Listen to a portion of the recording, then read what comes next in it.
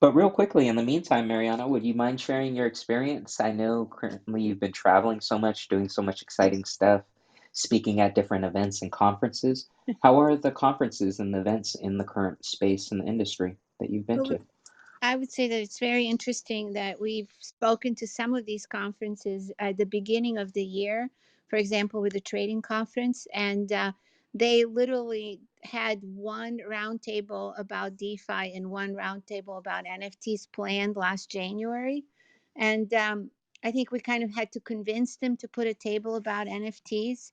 And at the conference, most of the content has kind of shifted towards crypto, DeFi DAOs, because it's a fintech conference. But definitely our NFTs panel, which was supposed to be a 20-person roundtable, ended up filling up the entire space in one of the conference rooms. It was really exciting to be in person at an event, and it felt very freeing to exchange ideas and to create new relationships with people in this way, because we've been deprived from it in the last year and a half. And we're now talking to that same conference about quite a bit of programming for next year with variety of their different segments. So I believe that our goal is to onboard the rest of the world into crypto, and not just be inside, just sort of center of the crypto universe, which we've been for a while. But we're trying to reach out to other segments, especially fintech and entertainment, and try to bring larger players and other companies into the crypto ecosystem. That's our goal here. So exciting, so exciting. I couldn't be more excited, as well to be out at live spaces again, reconnecting with people. So it's great to hear about that experience. And I think that that's going to add a lot to the growth in the industry, specifically just because it allows for executives to start to meet together and also a lot of different academics that have been working on very cool projects. And I know a lot of case studies have rapidly appeared in the midst of COVID. So it's kind of exciting, specifically in the supply chain. I'm talking about more the blockchain aspect. And then in the fintech aspect, it's just so exciting to see right now the exploration by large brands into the NFT space. I mean, it really has been an explosion, anything from large influencers, speaking within the space. Perfect example is she's not my favorite, but here, I'll give you an example. Paris Hilton just held her first or one of her parties in Decentraland, and she was DJing there. If you're familiar with Paris Hilton, long story short, she also DJs. So it was really cool to see something built within the multiverse that a lot of people attended. There's just so much exciting stuff going on within the space. And I'd love to hear currently, Mariana, when you were at the roundtables, what were the hot topics that were currently being discussed within the space, first off? And secondary, what were kind of some of the different brands that were really exciting to you that you'd say, hey, this is really something to look out for? Well, the hottest topic that was discussed at the trading show were topics related to DeFi, as most of the traders are trying to trade crypto, and they have great experience trading traditional securities, currencies, a variety of other products, and it's very interesting. The trading business has become very algo driven, very technology driven. So you really, this conference was, for the last decade, it was about how to squeeze 0.0001% of, a better pricing structure for your trade, if you're able to have better hardware or better software to faster execute that trade, right? With crypto, that has not even been an issue at the moment, because it really, people are not even optimizing whether they purchase on Coinbase or Coinbase Pro, or whether they purchase on Binance or one of the distributed exchanges, because the market has been going up in such in such ways and in so many directions that would not really make a big difference on their overall return, which is quite extraordinary compared to the traditional trading space. So in the DeFi panel, people are mostly concerned with okay, I know I'm going to be, trading these cryptocurrencies that have a potential of growing really fast. But what's the ability for that particular project to do what they call a rug pull on the back end of the project, so that you are, you lose all your investment because somebody just shut everything down and it wasn't a real project. So that was a huge concern. We had quite a bit of discussion about this. And then I invited someone from Wave Financial, which is one of the top investors in the space.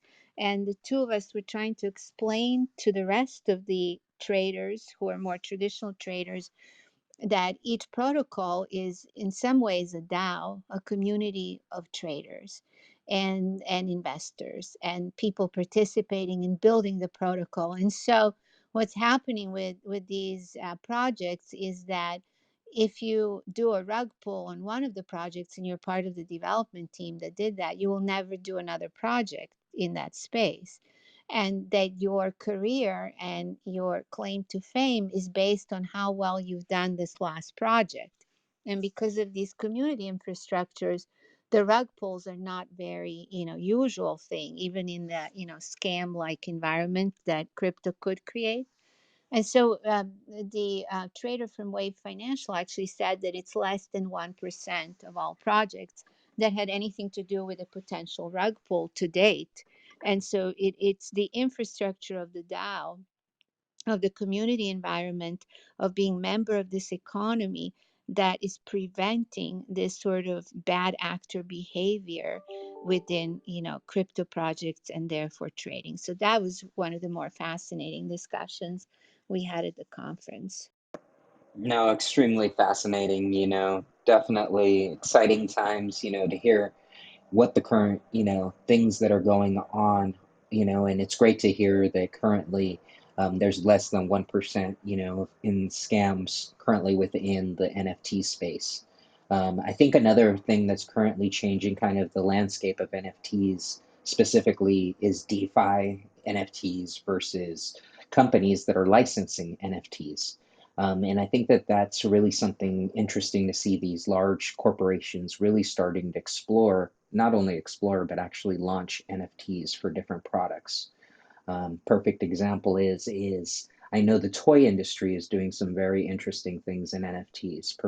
Hasbro, if you're familiar with the company, you probably are, and if you're not, definitely check it out. It probably has a lot of your favorite childhood memories and toys. They have the licenses for anything from, Power Rangers to anything and everything you can possibly think of within the toy licensing space. They are one of the largest players other than Mattel. They are using NFTs to determine if they're going to launch products as beta testing for promo. So this is really exciting to see these companies start to explore different ways. And the way that they're doing this is basically they're launching an NFT, and I personally bought their first NFT. It is the Megazord Power Ranger NFT, and that NFT is going to come with a physical item.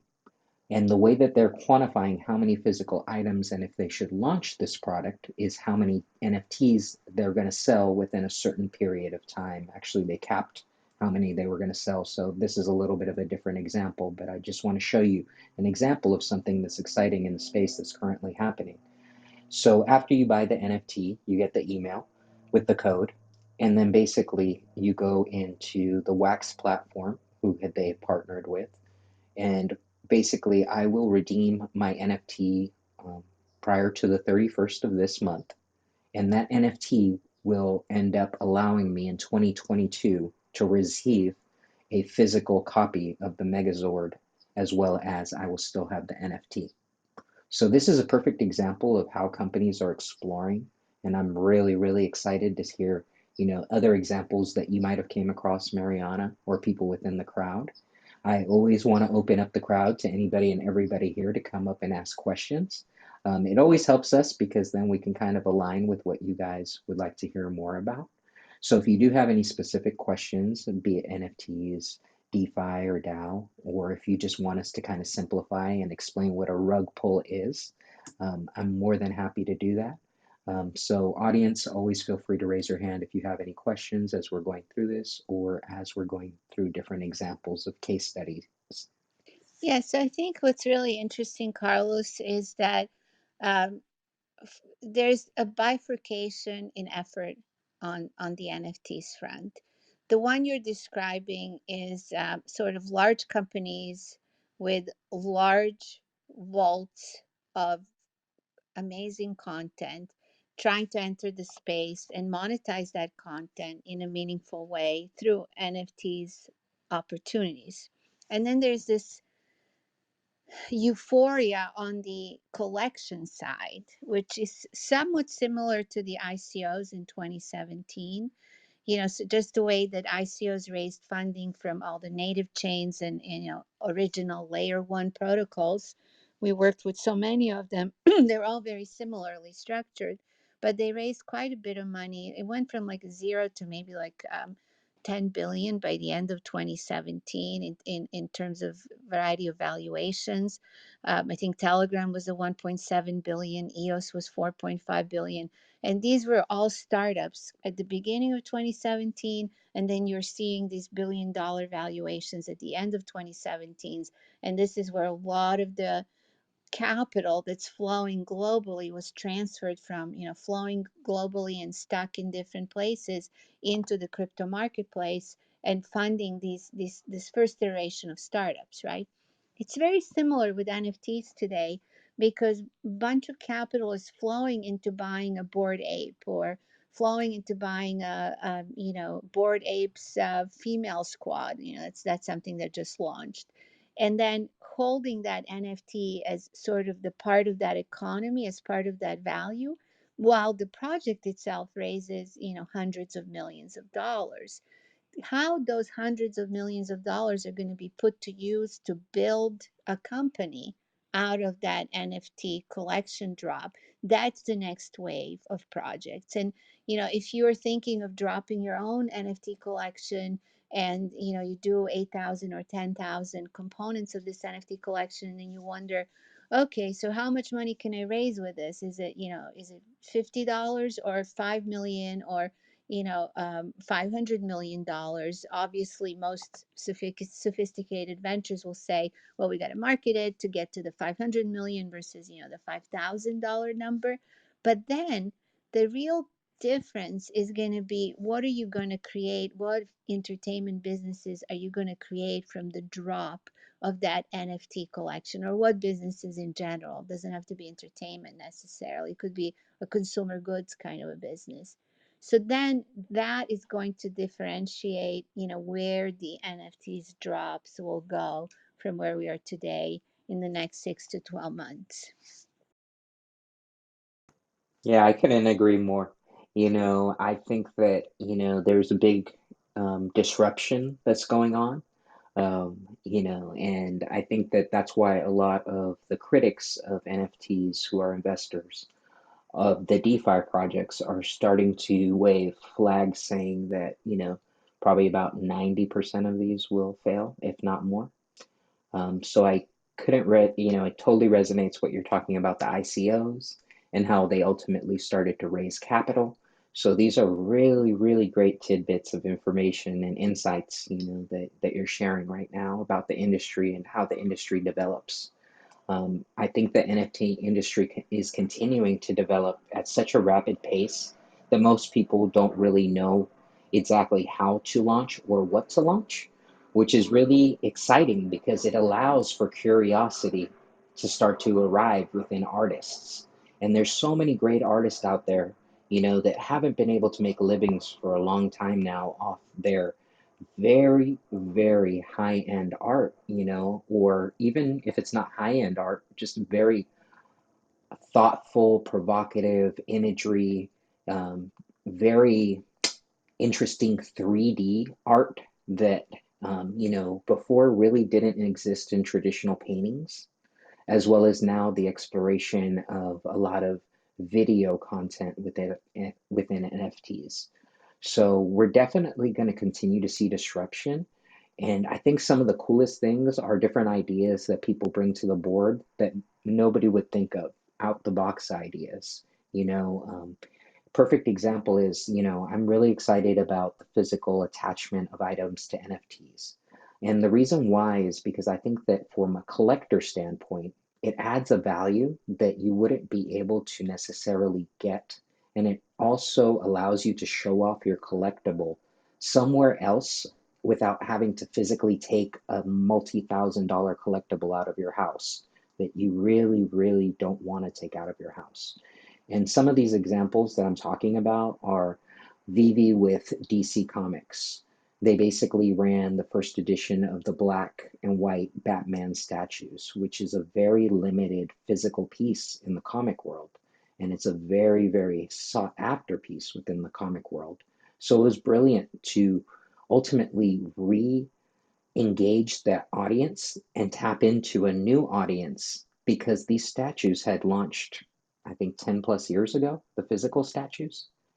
So I'm really, really excited to see the promotional aspects as well that people are utilizing. Did you see, Mariana, any really cool, interesting new promotion ideas or tying in anything from, for example, the video games of the world? I know recently I was in on the Nolan Bushnell, and if you're not familiar with who he is the founder of Atari.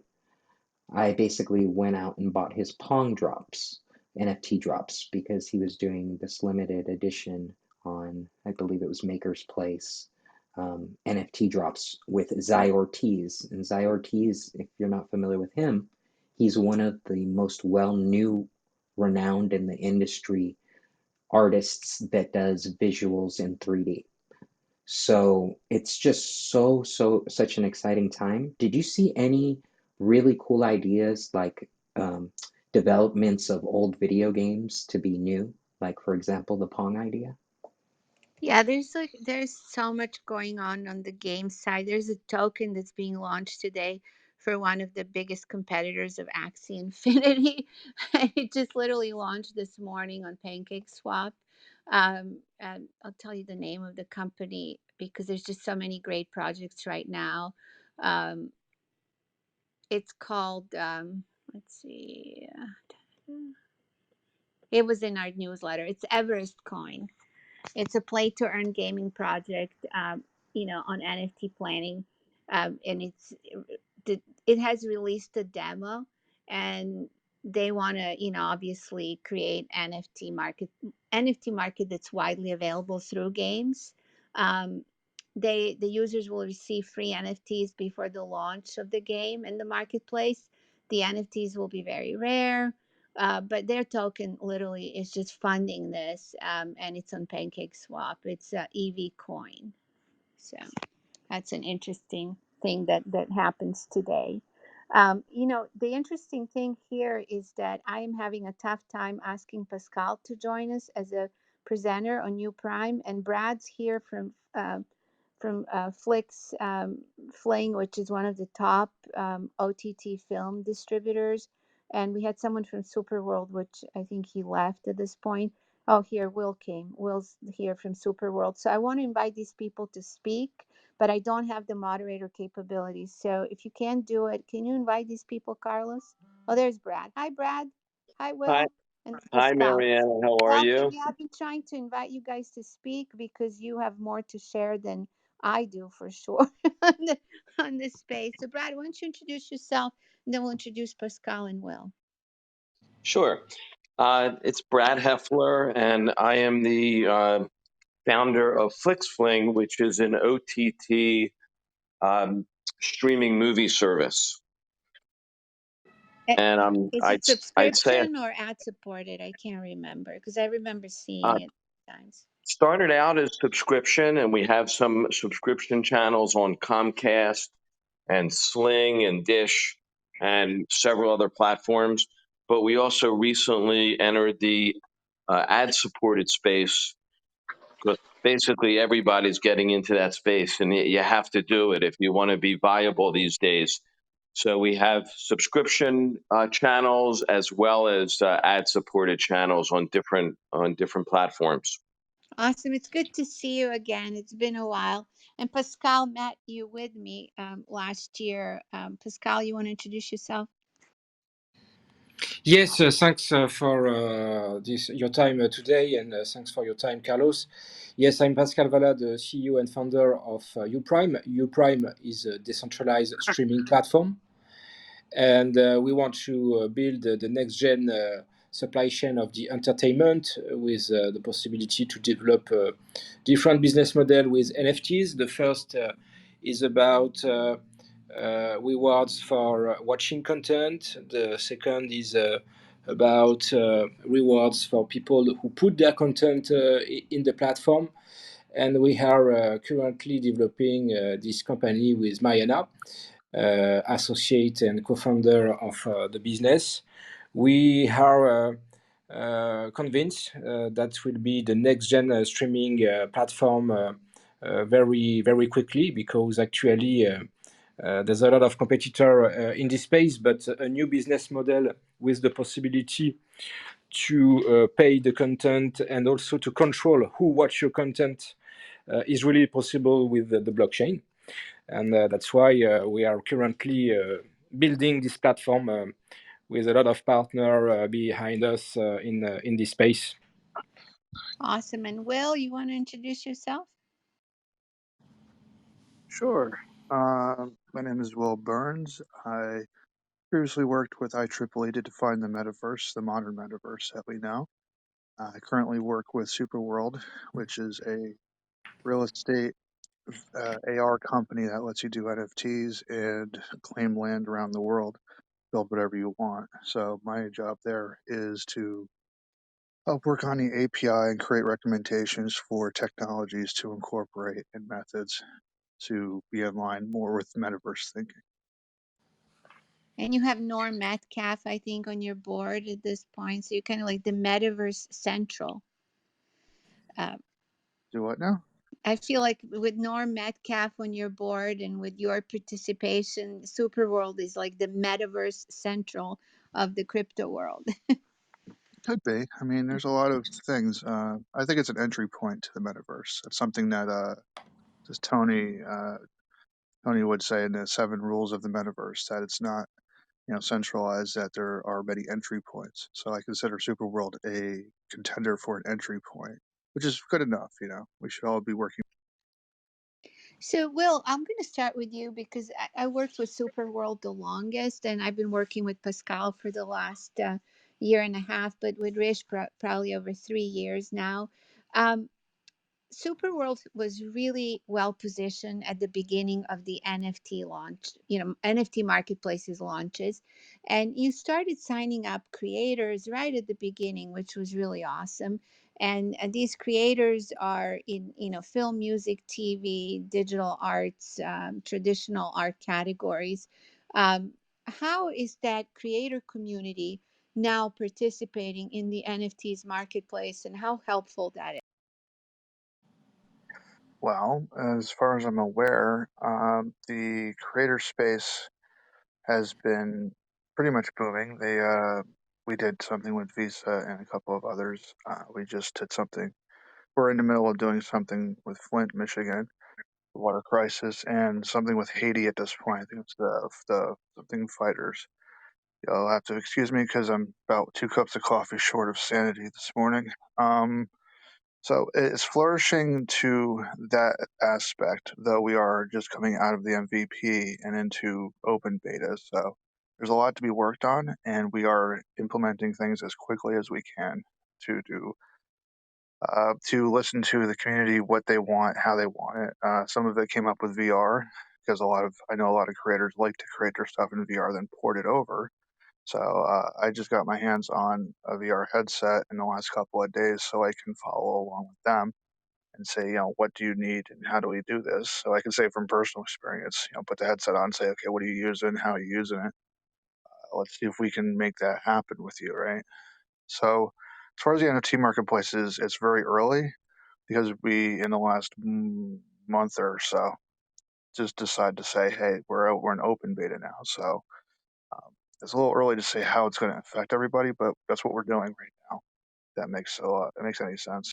Absolutely. And Obviously the big vision is that you can have events, screenings, festivals in the, in super world, which can be hybrid, as Carlos was pointing out earlier, which is Absolutely. happening, in real world, right? Yeah, and that's something that's on my roadmap was getting stuff like Chromium built into it, so you can do all those different formats in 2D in your 3D space. So you can stream events, YouTube live events. We're working on ways to do co-location shared space. So if somebody is kind of portaling in from a different part of the world to your real world space, how do we handle that? So these are some tricky questions, and that's all on my shoulders to figure out how we handle those weird kind of shared virtual spaces. It's one more question and I'll go on to other people. You know what? I really was so excited about that NFT, basically launch in the Times Square. It was at the very beginning of this kind of mixed reality experiments you guys were doing, and an artist was able to launch his own NFT in Times Square, and you can see it on the Superworld app. How was that actually realized, and how difficult that is to do today? It doesn't seem too difficult. We are still going through the mobile app development portion right now, so we are trying to make this easier and easier as we go through iterations.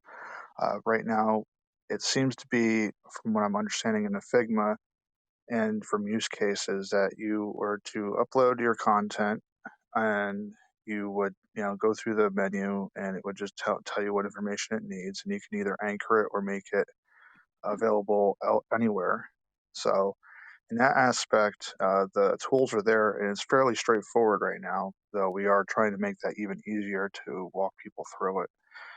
So my guess is, from what I'm seeing anyway, as of every iteration, things kind of get mixed around. So it looks like you just upload your content, or you are to purchase content off of the NFT space, and you can use that from your drawer to put anywhere you want. So in his case, it would be maybe he uploaded the content himself, he threw it in his drawer, and then he pulled it out in Times Square and then placed it himself and anchored it there for others, and it showed up on the map for everybody to go. I loved it. It was awesome. Jim is joining us. He's a co-founder of Near Eight. It's another project I've been um, speaking to over the last month or so, and they're doing this really amazing uh, cross universe, mixed universe type project. You want to introduce yourself, Jim? Hi, how are you? Great. Yeah, I just saw you were speaking, so I joined in. I do have another call at 2, but I have a few minutes here. So yeah, and I know I owe you another email from our last talk a couple weeks ago, but we've been just working really hard to build our community and to scale our socials and Discord and everything, and that's been our focus since we last talked. So, but yeah, beyond that, the project's going really great, and the news cycle is really positive for all sorts of businesses like this. I think I was just reading about Super Plastic and the money they raised last week, and they have sort of like a somewhat similar model to what we're pursuing, which is blending real world events as well as our immersive content online. So And you have an event coming up, right? You want to tell people about the event? yeah, we haven't. We're actually we do have the event coming up, and I'm telling people that, but we're not dropping the date and the time and the theme yet because it's going to be sort of a last minute presentation that's part of the event. So it's going to be a 1 day 1 night pop-up event that we're going to link in with our platform and sell tickets for, and have an NFT component around. But beyond that, we're sort of keeping the actual theme of the events to ourselves for right now. Yeah, and so what's really interesting, I think, when we started talking about this, is that today that we're seeing that these NFT drops are like the one you're doing, and the one that Superworld's been doing all along, and some of the other ones that we're going to be doing with some other projects. They're almost like a funding vehicle for the creative projects that are multi-platform at this point. They're film, television, music, games focused. And I think Carlos's question was, what's happening that's interesting in games? Well, what's happening that's interesting in games are these projects, these NFT drops that fund the creative project and then allow creative teams like Jim's assembled a lot of people in Hollywood. Superworld has a lot of stars that are, top tier stars in the space. Pascal's got over 5,000 hours of film and television content. That's all, top tier kind of stuff. These are very, very serious assets from traditional entertainment that are now being funded into these next generation businesses. And it's the most exciting time I've ever lived in my career, being in media and digital media. And I think it's just the beginning, I think, what you're saying, Jim. I think so too, and I think it's really interesting because I'm actually a mentor for my college's undergrad startup incubator, and I mentor gaming ventures there. And there's some, that are really sort of the hardcore play to earn blockchain model that is for, a built-in audience of enthusiasts who already do that. And then there's our project and other projects that are sort of they're games, but they're very light games. And that's what I talked about with my, people who work on the project, is to maintain sort of a broad base of interest with people who are not just in the crypto community, but who are just general people out there who want to join in what's more like almost like a role-playing alternate reality game that's like, I tell people, think of it like playing Clue. It's not like Shakespeare that you're writing some sort of branching interactive narrative that's going to go 50 different directions, and like Black Mirror did on TV. It's more of a light presentation that can maintain someone's attention on social media and other places throughout the week. Basically, that's what we're aiming for, is to create that sort of light interactive experience that you're hooked into throughout the week, as opposed to something that's like a hardcore play to earn, sit down and play this game for hours, and then you're not playing it when you're not playing it. We're trying to do something that's more of a tie-in to people wherever they are, basically. If that makes sense. I'm not sure if that totally makes sense. Are you looking for organic interaction? Exactly. Yeah, and using socials and using community and using Discord. Yeah, that's what we're looking to do. So it's an exciting project, and I'm happy with where it's going. It's very, very busy right now, but That sounds pretty awesome. Organic interaction is really the future of everything. Nobody's dictating what you're doing. You're just giving them the options to approach it in an organic. exactly. And we approach it. Some of the people who work with me, I pull from ride designers, out and who, if they weren't doing this, would be applying to Disney and their Imagineering department and stuff like that. And it's like, how do you capture someone's attention for a certain amount of time? And I always use like the Peter Pan ride as an example. It's like, that's like a 3-minute ride that's like a chairlift through a warehouse that you have to pay thousands of dollars to go to, and then wait in line for hours and get on it.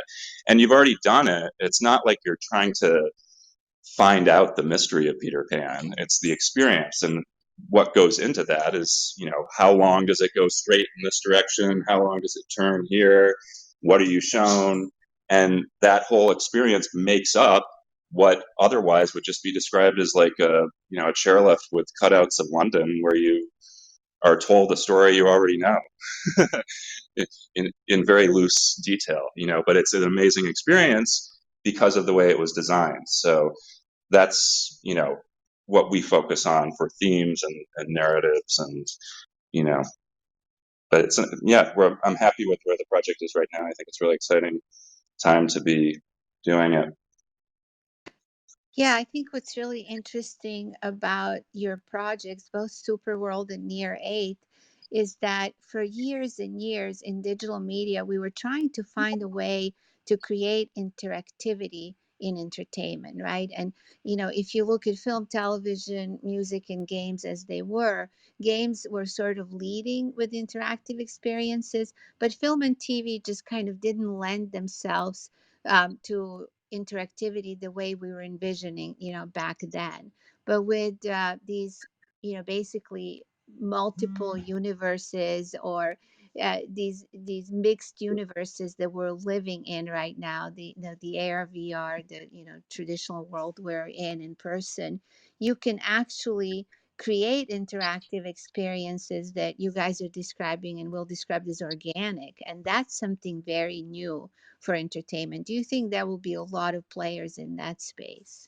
I think so too. Yes, and if you take the two examples from a few years ago, because I've been building this out, those blueprints and content and everything for a few years, you had the real excitement, at least on LinkedIn, and that's what I tell my people who work with me. It's like, is this real excitement in the real world, or is this like LinkedIn excitement? And back then you had the Mosaic app that HBO did around Steven Soderbergh's. Steven Soderbergh did a branching narrative murder mystery with Sharon Stone, and you had to download the app to do it until they later came back and cut it so that it was just a TV show that played on TV. But at first you had to download the app, and that to watch a movie is really inconvenient. I remember the person I was with at the time, we had to sit next to each other on the couch with an iPad and watch this together and select our options together. And it wasn't a great social experience. It was similar to what Quibi did, where they locked down the TV side of it and you're forced to do it on an app. So then you're basically limited to watching it by yourself and not with friends. And then, you go through it and they had all these branching narratives, and you could basically go through from different character perspectives in what was like a wireframe type thing that wasn't very exciting. And, I mean, no one ever did it. I never heard of anyone in the real world doing it other than me and, people on LinkedIn. And then they recut it as a regular movie. So it's like when you have something that's forced like that, forced interactivity doesn't really excite people, where it's like, do I want to watch the movie from five people's perspectives? Do I have to do that to understand what's being conveyed to me? Or do I just choose one and then I'm good with that? It's like, that's where there's all this confusion. And same thing with Black Mirror. Black Mirror was, so exciting for everyone, and it was great, but it was sort of like a meta point that they were making, that it didn't really make a difference what you chose, and you're sort of screwed in the end no matter what. So it was sort of like cheating within the branching narrative universe, that it worked no matter how you did it, that they make their point. And it was an amazing experience, but even with that, it's like, do I want to sit with my remote in my hand for hours on the couch when usually I just sit there without my remote in my hand? And sometimes I would just let it time out and choose. So I think, to your point, all of those branching narratives and interactive narratives, sometimes sound great on paper, but it's like, if you're tired after a long day, do you really want to work to watch your program? And I think that's where it comes in, that the light interactivity and just sort of a thematic role that you're taking is something that works with people's attention spans and mindsets. Yeah, I love that, the way that this new world is embarking on engaging viewers. I think what Carlos was asking earlier, in interactive ways that are maybe not even game like, but they are interactive and they are compelling, and they're actually engaging viewers in ways that we weren't able to engage them for decades in the past. I just want to give you some numbers for this space. So the first two quarters, 2.5 billion in trading volume, and then this third quarter went up to 10.67 billion in trading volume. You're approaching maybe 15 billion range very quickly. And all of the ICOs in 2017, there was a report by October of 2018 that there was over 20 billion raised into the ICO marketplace for these for the first iteration of the blockchain companies, the native chains. We're going to be tracking close to that just this year for NFTs. We're like this 21 is going to probably exceed what was put into the blockchain space through ICOs just through these NFT, trading volumes. So do you guys feel that that's going to be sort of the bubble, or do you think that's going to continue going to 2022?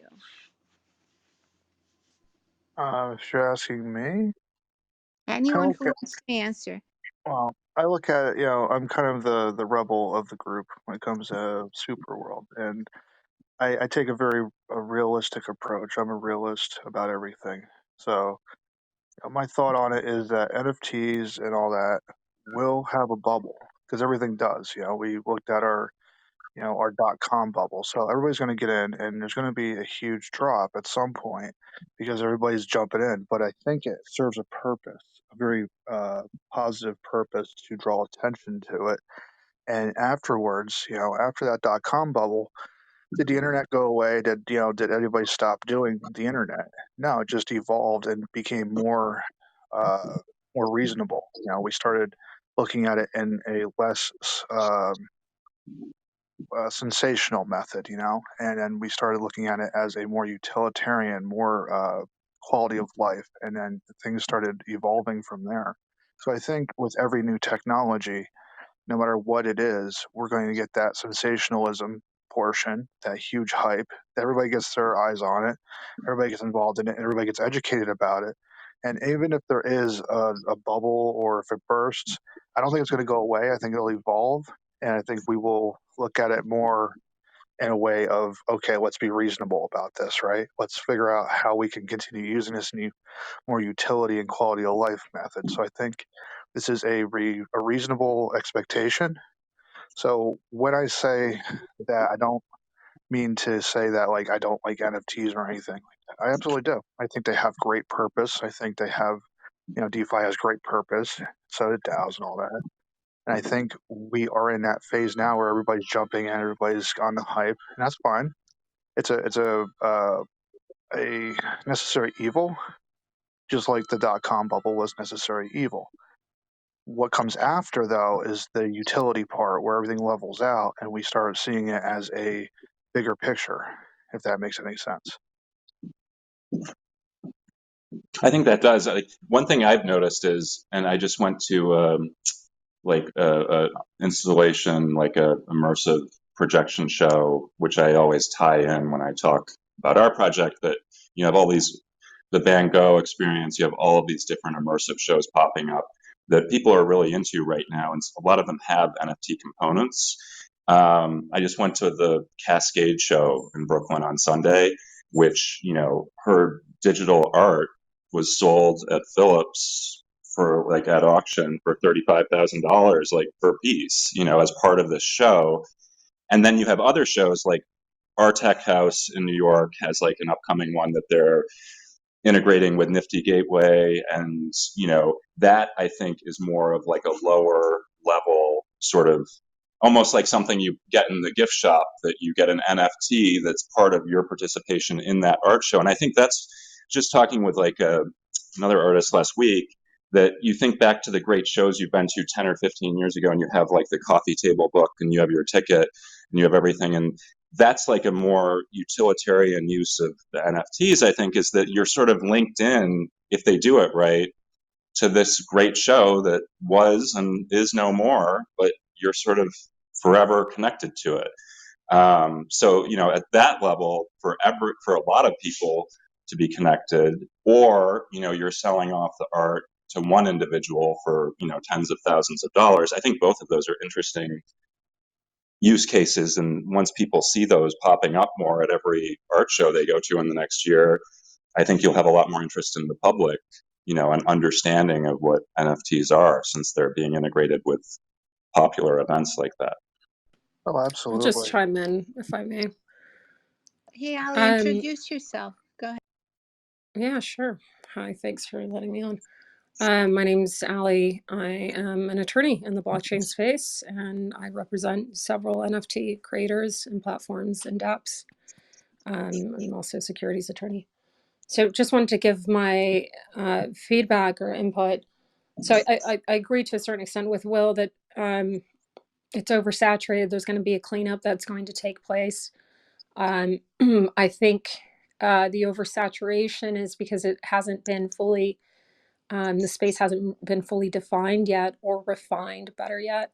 There's a lot of people in the art space that are for music and film and fine arts and degenerative art, and they're all kind of being sourced in the same places, the same platforms, and you're starting to see specialty platforms start being created for music and film, so on and so forth. But I think once um, until that takes place and each NFT has its own niche. NFT I think is in inappropriately um, being classified as something just with art, right? That's the only use we're seeing it right now, but NFT is actually a Exactly. technology that represents the hash code of something that's tied to it. So I think we're going to start seeing NFTs be used for property, which we're already starting to see with Proppy and platforms like that, legal rights, licensing, to the point that Jim made as far as utility goes tied with NFTs. I think that's more on the degen projects.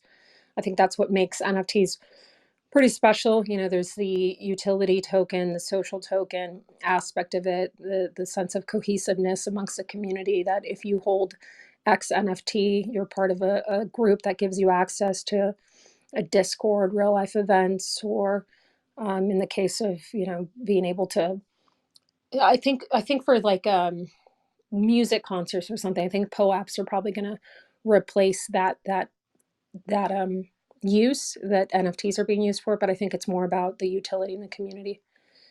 Just wanted to add that. Thanks.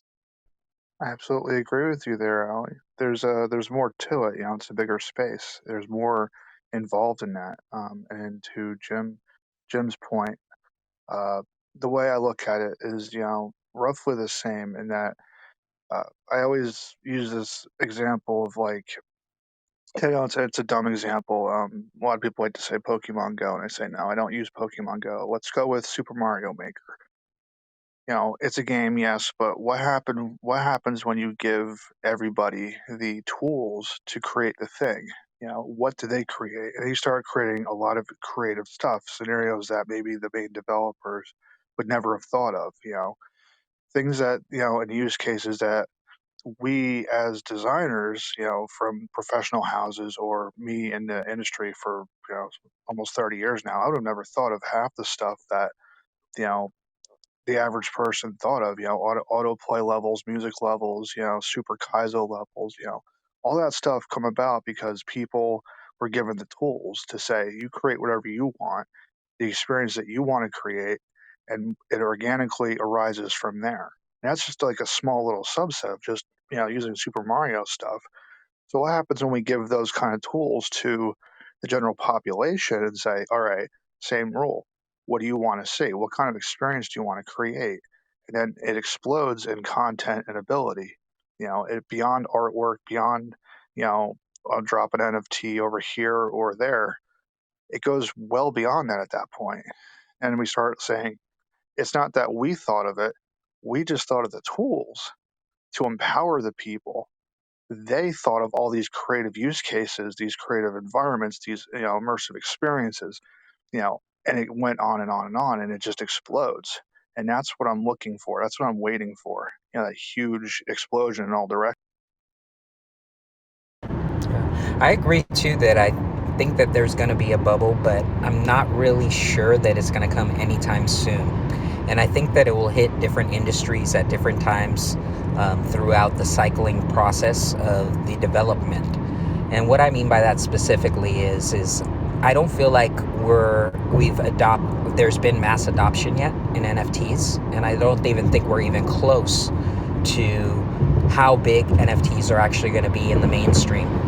I think once these larger companies start to roll out licensed products, that's when we'll see it. When we see Disney roll out, Star Wars NFTs, or when we see them roll out Harry Potter NFTs, those kind of things, or Pokemon, since Pokemon was mentioned. It's definitely going to be an interesting period because I feel like those will definitely have a huge runway for growth, and those will be massively adopted.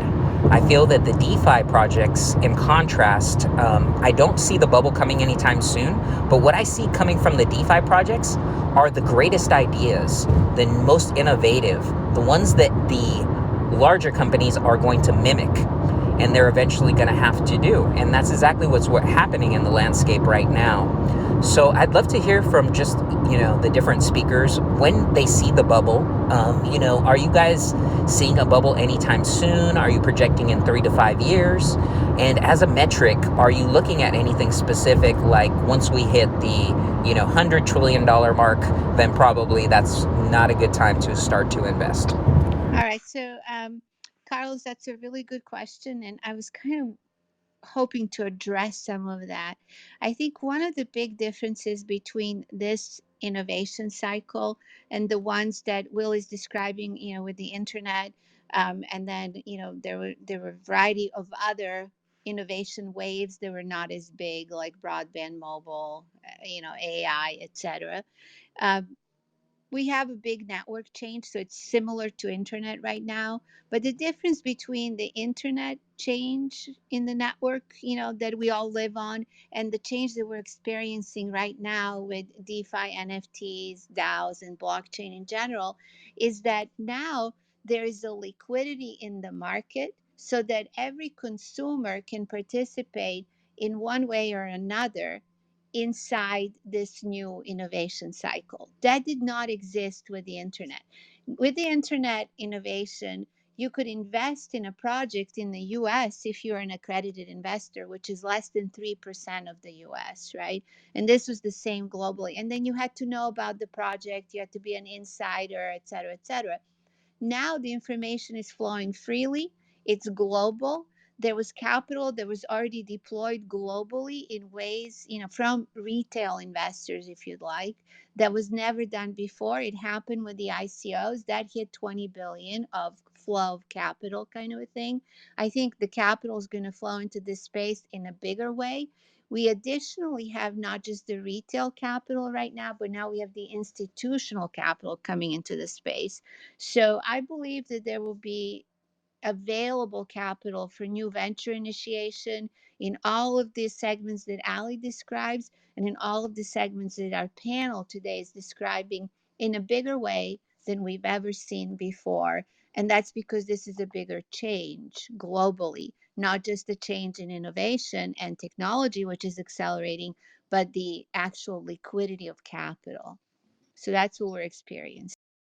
Yeah, I just want to add to that. I think you're absolutely right. I think we blend in, and the title of the room, I know there are three distinct, but they have distinct effects, right? NFTs, DeFi, and DAOs. I feel like DeFi is kind of at an umbrella of those two. And if you're looking at the underlying principles of DeFi, it's for financial inclusion and to kind of break certain barriers to access capital. And that's exactly what it's doing. It's creating its own ecosystem, either through the means of NFTs or DAOs or some of these applications or dApps that have been created, facilitating access to capital.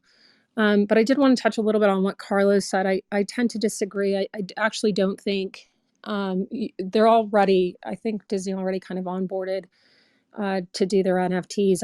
I don't think they will be as successful as people, if you look at the nature of how NFTs are done, you're selling an NFT. If it's either fine art, you've got the Beeple and you've got the ones that are at these auction houses, and then you've got the one of ones or the degenerative pieces that are sold at what equivalent to 150, 250 a pop. I don't think average mom, Joe and Sally are going to buy Disney NFT for 150 or $200, and it not be tied to some additional utility. I most definitely do not see any of the major corporations or anybody in the entertainment giving over some of their IP the way that NFTs traditionally have been doing, providing very liberal and generous licensing agreements. I don't see that happening with Disney or the like. So I either think, when you have mainstream adoption, I think NFTs, if you want to be able to cater to the normies and the people that aren't in the space yet, the price point is going to have to be much lower, and it's going to have to offer, again, some sort of community utility component to it. Otherwise, I don't think it's going to be as lucrative for the average individual to buy an NFT. I like you, Allie. You're my new best friend. Thanks. Web 2.0 prior to this was many things by some people. It was a kind of a privileged kind of space there. And with this new Web 3 spatial aspect and DeFi and NFTs and all, I believe it's everything by everybody, to steal the term from Newgrounds. And the faster we can get to everything by everybody, and we can lower those costs. That's something that's always on my notebook at Superworld. Is I know exactly how much it costs to mint something, whether you're doing lazy NFTs or not. I know you got a 250 or whatever gas fee, and the average person, like Ali says, that's taken out of their rent money.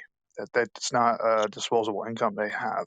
So the faster we can get to how does this apply to you, the normies, the faster we get to that explosion. Right now it's kind of a closed, I wouldn't say closed, it's a privileged space right now. And that's how every technology works. That's how you start with. But we have to get to that point where we evolve to the everything by everybody model, and make it easy for everyone, the moms, the state, the moms, the The kids, the mom. whatever. We have to do it that way. And the faster the average kid at high school can whip out their phone and start creating stuff without having to worry about, throwing a $250 charge on their parents' credit card to do it for gas fees or whatever. The faster we can get to that open-ended, kind of creation model, the faster we can move forward. But right now, it's perfectly fine because that's where everything starts. Everything starts for a certain niche, a certain vertical, and then it works its way backwards to be accessible to everybody. Well, I think we had I think we had most the most unexpected unexpected. discussions today. And I really appreciate everyone's participation and for joining us here on stage. We invite you tomorrow at 1:30 p.m. to join us back here at the Clubhouse. We also host our virtual Infiom Salon every Wednesday at 12:30 p.m. You can sign up on Eventbrite on our website. It's Infiom, INFIOM.com. Look forward to see you on the Zoom link for the salon, and then continue the discussion on how to create unicorns with NFTs, DeFi, and DAOs here at the Clubhouse. And thanks, Pascal and Carlos and Will and Jim and Ali for joining us today and for sharing your views on the space. Thanks, Maida. Thank you. Thank you. See you Thank you, Aaron. tomorrow. See you tomorrow.